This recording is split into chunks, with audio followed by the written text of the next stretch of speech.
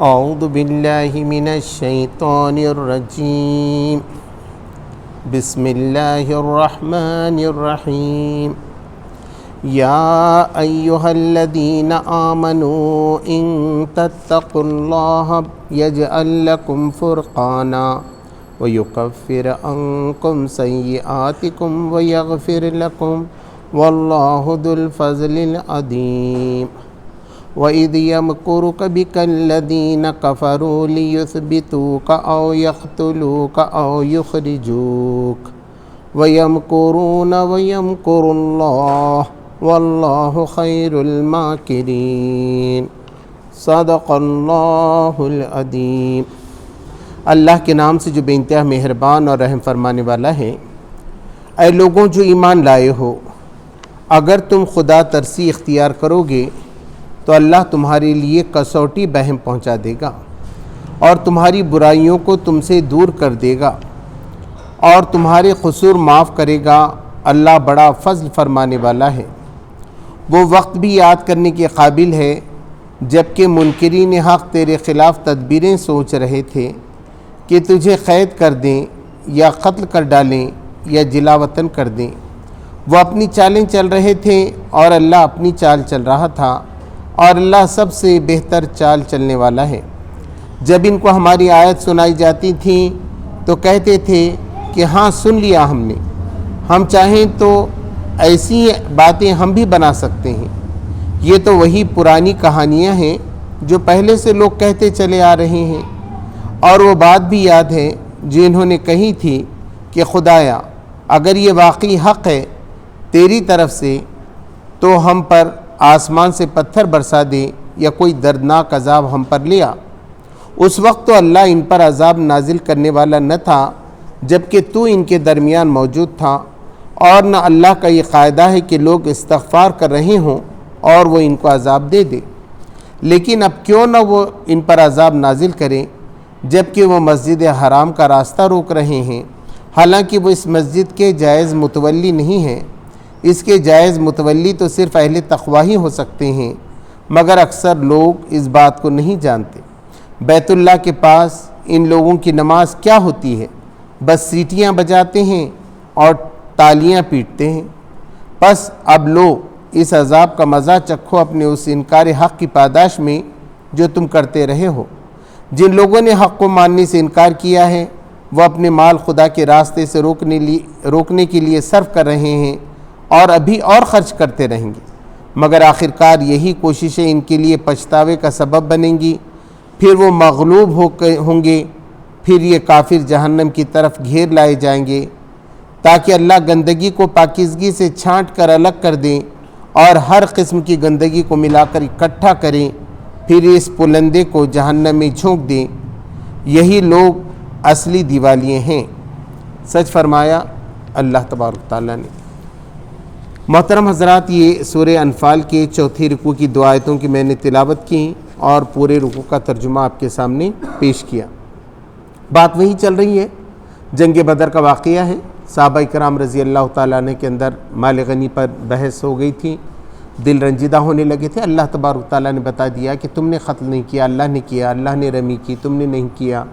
اور پھر ان کو احساس ہوا، سارے صحابہ کو بھی، صحیح ہم جو لڑ رہے تھے تو ہمارا تلوار کہیں بھی پڑ رہی تھی لیکن نشانے پہ پڑ رہی تھی، تو فرشتے وہ برابر کر رہے تھے۔ تو پھر یہ سب بتانے کے بعد اللہ تبارک تعالیٰ نے کہا کہ اب یہ مال کس کا ہے؟ تو یہ مال اللہ کا ہے۔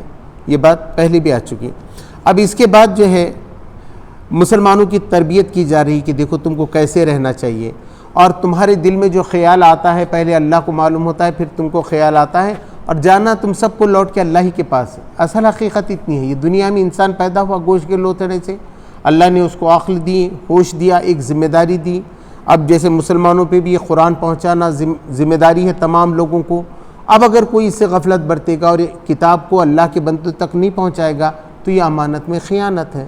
ایسی جو بھی ذمہ داریاں اللہ تبارک تعالیٰ ڈالتا ہے اسلام کی طرف سے یا نبی صلی اللہ علیہ وسلم نے اپنی امت کو دی ہے، اگر آدمی وہ ذمہ داری ادا نہیں کر رہا ہے، سمجھ نہیں رہا ہے، مطلب قرآن ہے، قرآن کو سمجھ ہی نہیں رہا آرڈر کو، تو گناہ کر رہا ہے، یہ خیانت ہے۔ تو بتائے اس کے بارے میں جو ہے گفتگو ہوگی۔ اب پھر مسلمانوں کو اور تربیت کی باتیں بتائی جا رہی۔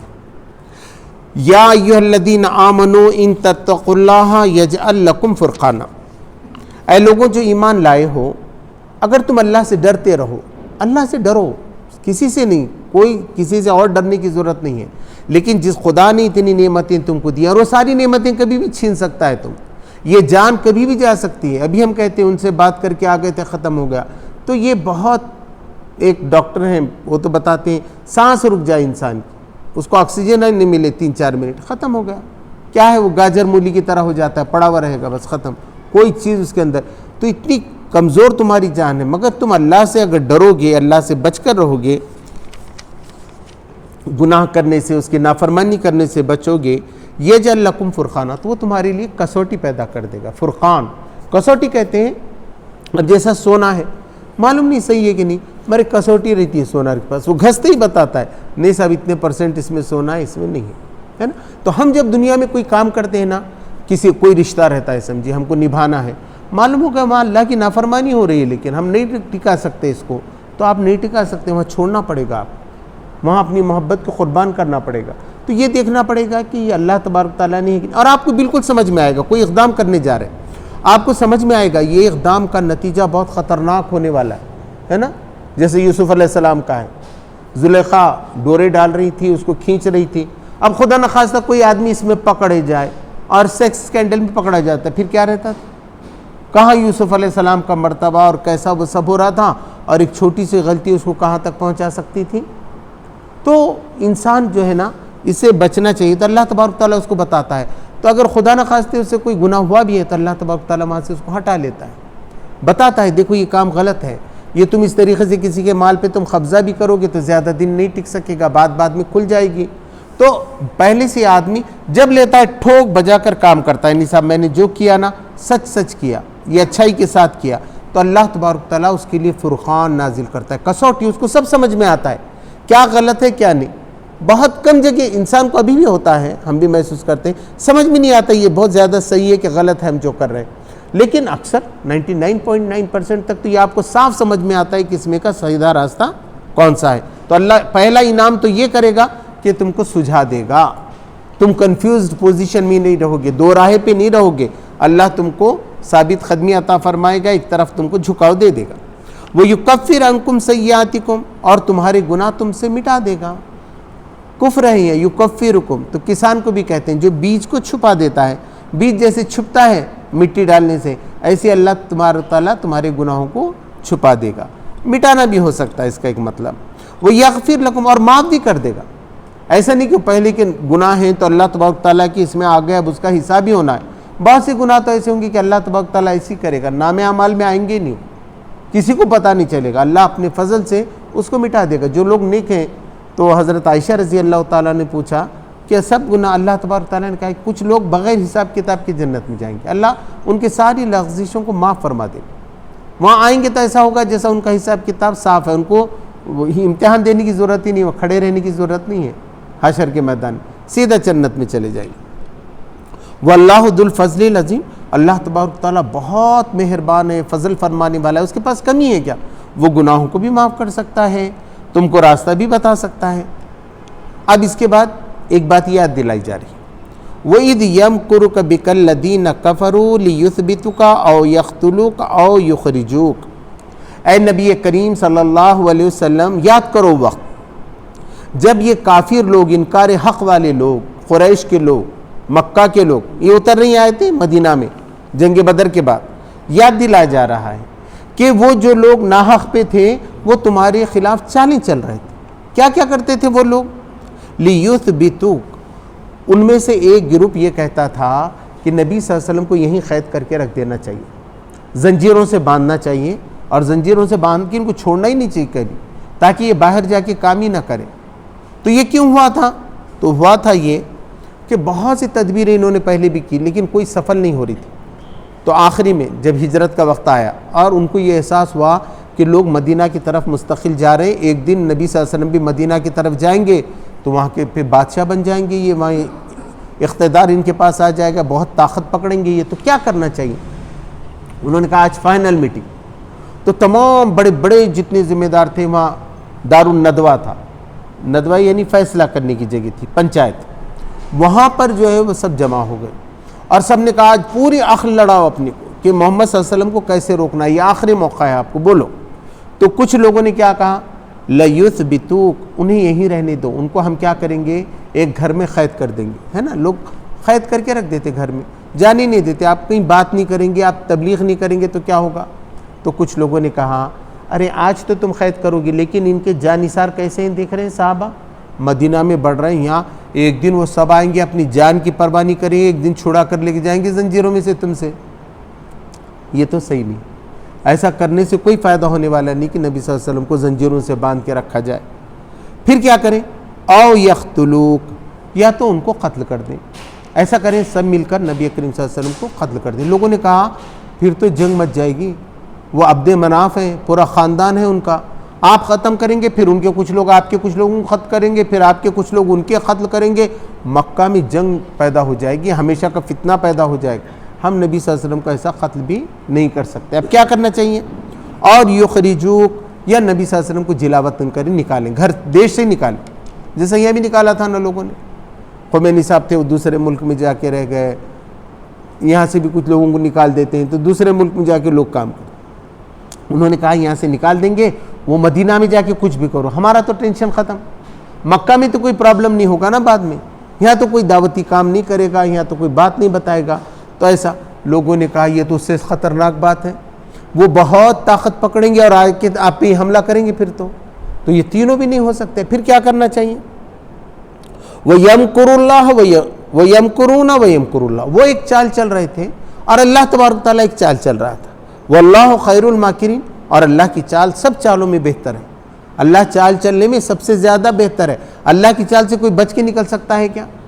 تو اس میں پھر ابو جہل نے کہا میں آپ کو بتاتا ہوں کیا کرنا چاہیے، اس کا صحیح طریقہ یہ ہے کہ نبی صلی اللہ علیہ وسلم کو قتل کرنا چاہیے، نعوذ باللہ من ذلک، اور کیا کریں، ہم میں سے ہر معتبر بڑا خاندان جو اس کا ایک نوجوان آئے اور وہ بھی اتنا زبردست رہے اس کی تلوار کا نشانہ چکنے نہ پائے، اور سب مل کے ایک ساتھ نبی صلی اللہ علیہ وسلم پہ حملہ کر دیں، تو عبد مناف کیا کریں گے، سب سے نہیں لڑ سکیں گے نا، ایک خاندان دیگر تمام خاندانوں سے نہیں لڑ سکے گا، آخری میں وہ خون بہا لینے پہ تیار ہو جائے گا کہ صاحب یہ 100 اونٹ اس کے بدلے میں ہم آپ کو دے دیتے ہیں، تو وہ اونٹ وغیرہ لینے پہ تیار ہو جائیں گے، اس طریقے سے جھگڑا ختم ہو جائے گا، اور بالکل انہوں نے ایسی کیا، سب مل کر آئے، ایک رات طے ہو گئی اور وہ ہجرت کی رات تھی، اور سب نبی صلی اللہ علیہ وسلم کے گھر کو گھیرا بھی ڈال دی، نبی صلی اللہ علیہ وسلم گھر میں سو رہے ہیں، اب انہوں نے کہا کہ حضور صلی اللہ علیہ وسلم باہر نکلے کہ ایک بار کی حملہ کرنا ہے، لیکن اللہ تبارک تعالیٰ نے کیا کر دیا، ان کو غنودگی پیدا کر دی تھوڑی سی، اور نبی کریم صلی اللہ علیہ وسلم یاسین پڑھ رہے تھے اور مٹی لے کے ایسا پھینک رہے تھے، ان کے سامنے سے حضور صلی اللہ علیہ وسلم نکل گئے لیکن ان کو پتہ نہیں چلا، اللہ کی چال، اور نبی صلی اللہ علیہ وسلم نے حضرت علی کو کہا میری شال اوڑھ کے سو جانا، تم جیسا میں سوتا ہوں ویسی تم سونا، اور جس کے میرے پاس امانتیں ہیں وہ دوسرے دن واپس کرنا۔ انہوں نے دیکھا کہ حضور صبح تک بھی نہیں نکل رہے، تو اچانک آ کے جب شال کھینچی تو دیکھا وہاں تو حضرت علی ہیں، ان کو حضرت علی کو تو نہیں مارنا تھا، انہوں نے کہا ہے، وہ تو بولے چلے گئے، مجھے نہیں معلوم کہاں چلے گئے، اب انہوں نے جو ڈھونڈنا شروع کیا، اس طرح اللہ تبارک تعالیٰ نے ایک واقعہ ہے وہ ہجرت کا، جب آئے گا تو انشاءاللہ اس وقت اس کو تفصیل سے بیان کیا جائے گا، لیکن اللہ تبارک تعالیٰ نے نبی صلی اللہ علیہ وسلم کو وہاں سے بچا کر نکال دیا، تو اللہ تبارک تعالیٰ کہہ رہا ہے کہ یاد کرو وہ وقت، یا تو وہ تمہیں وہاں قید کرنا چاہتے تھے یا نکال دینا چاہتے تھے یا قتل کر دینا چاہتے تھے، وہ ایک چال چل رہے تھے اور اللہ تبارک تعالیٰ ایک چال چل رہا تھا، اور اللہ تبارک تعالیٰ کی چال سب سے زیادہ مضبوط ہوتی ہے، اللہ ایسا بچا کے نکال دیتا ہے۔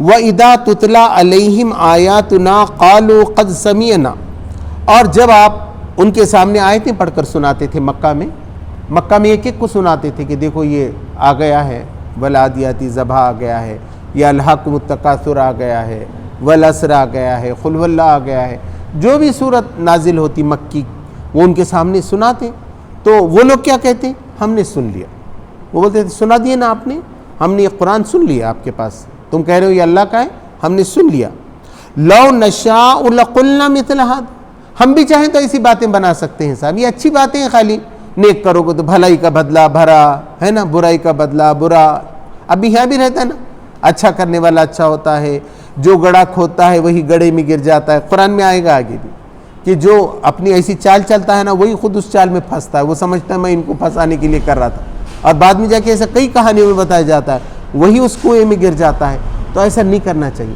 لوگوں کے ساتھ چالیں نہیں چلنا چاہیے. تو ایسی باتیں ہیں. تو جیسا نبی صلی اللہ علیہ وسلم تم یہ سمجھا رہے ہو کہ یہ اللہ کی طرف ہے، بلکہ یہ کچھ اچھی باتیں ہیں. ایسی باتیں تو ہم بھی سنا سکتے ہیں نا، ہم بھی بنا سکتے ہیں قرآن. کیا بات ہے اس کے اندر؟ نعوذ باللہ. ان ھذا الا اساطیر الاولین، یہ کچھ نہیں ہے پہلے زمانے کی کہانیاں ہیں، اخلاقی باتیں جو پہلے زمانے سے لوگ بولتے آ رہے ہیں، آج ہی نہیں بول رہے، پہلے زمانے سے بولتے آ رہے ہیں، اسی کو آپ دہرا رہے ہیں. آپ کی بات میں ہم کو کوئی نیا پن تو نظر نہیں آ رہا. یہ باتیں کہتے تھے وہ. اللہ نے کہا جب تم ان کے سامنے ہماری آیتیں پڑھ کر سناتے تھے تو وہ کہتے تھے کہ ہم نے سن لیا، ہم چاہیں تو ہم بھی ایسی باتیں بنا کر لے آئیں. یہ کچھ نہیں ہے، پہلے زمانے کی قصے کہانیاں ہیں.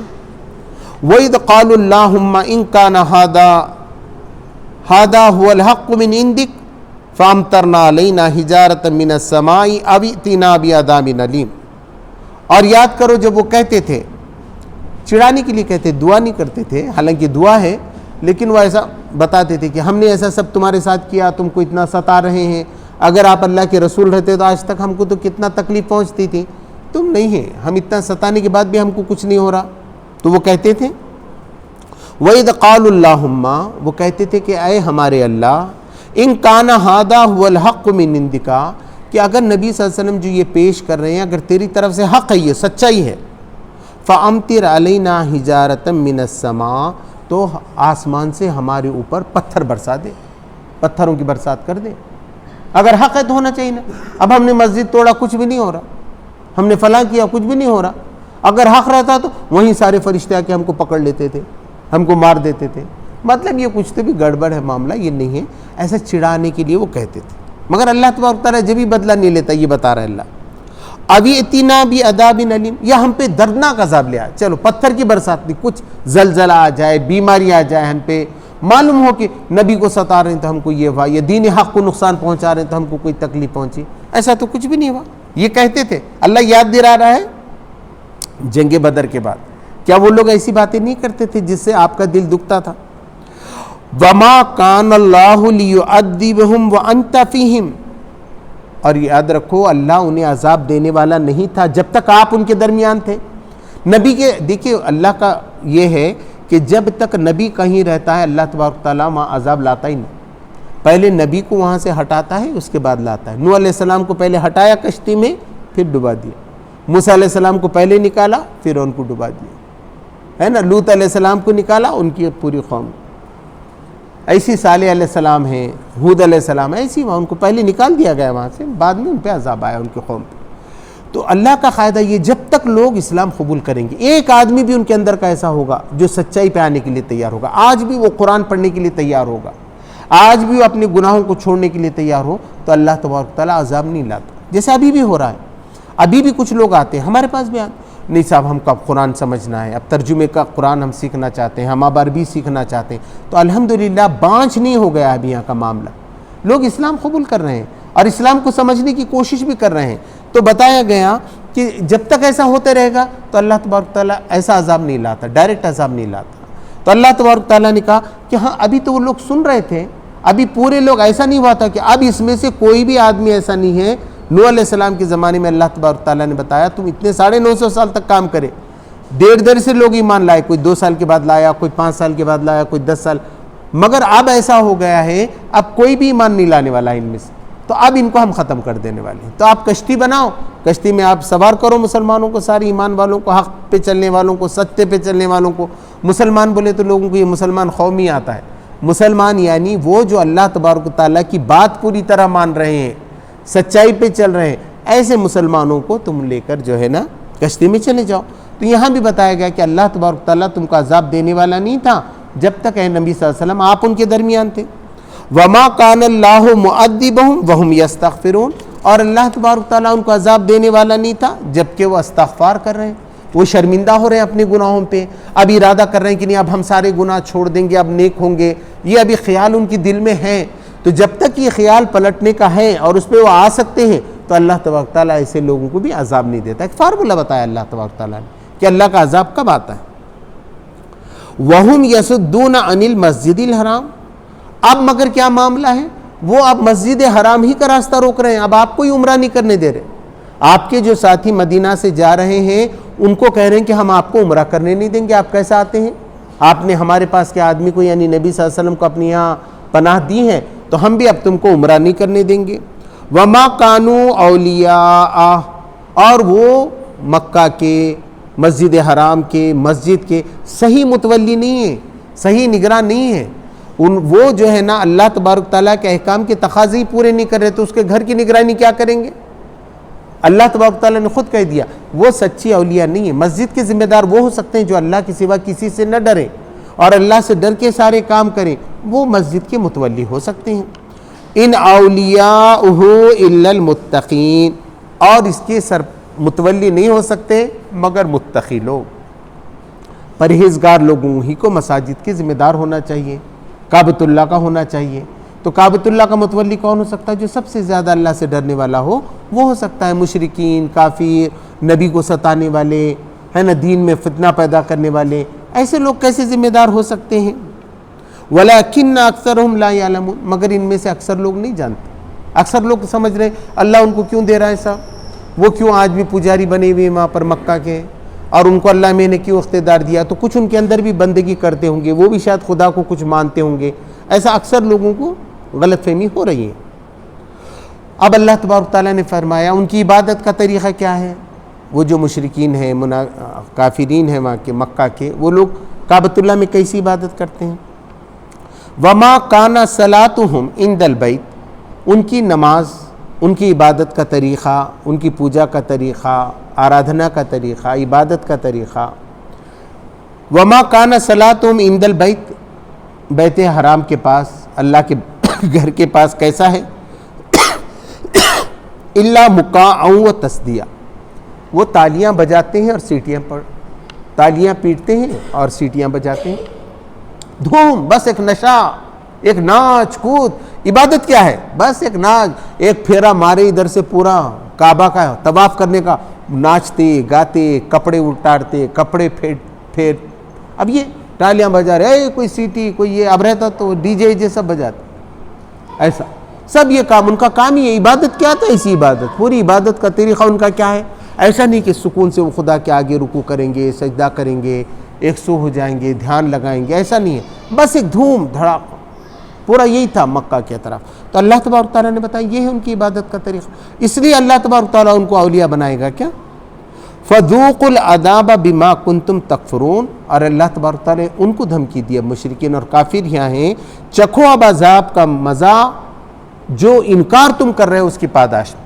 یہ جو تم نے سب انکار کر دیا کہ یہ اللہ کی کتاب نہیں ہے، یہ اللہ کے رسول نہیں ہے، ہم حق پہ نہیں چلتے، ہمارا دل جو بولتا ہے، ہمارے باپ دادا جو بولتے ہیں وہی ہم سب کرنے والے ہیں، جب تمہارے دل نے یہ کہا اس کی سزا ہے یہ۔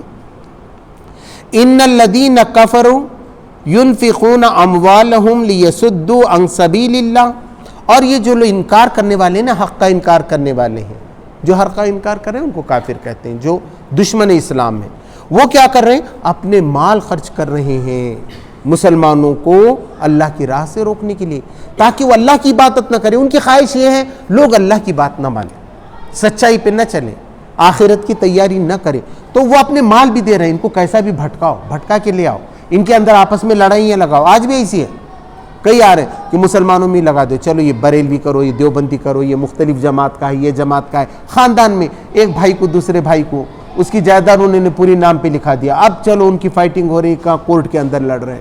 اب جائیے، ابھی ایک کیس آیا تھا یہاں، میں ایک وکیل صاحب کے پاس بیٹھا تھا، اوسے کے لوگ آئے، بتایا اوسے میں اتنا ایک دوسرے پہ کر رہے ہیں لوگ، ایک ہی خاندان کے لوگ، ایک باپ ہے اس نے اپنے بیٹے کے نام پہ کر دیا، دوسرے بیٹوں کو محروم کر دیا، ادھر سے فلاں ہو گیا، وہ آ گئے، پھر انہوں نے ڈگری بنائی، انہوں نے، اور سب پورا دشمن کی ضرورت ہی نہیں ان کو، ایسے مسلمانوں کو دشمن کی ضرورت، تو دوسرے بھی لوگ کیا کرتے ہیں آگے ایسی گھروں میں خاندانوں میں جھگڑے لگا دیتے آپس میں، وہی لڑتے رہیں آپس میں، شیطان کی بھی ضرورت نہیں ہے، دشمن کی بھی ضرورت نہیں۔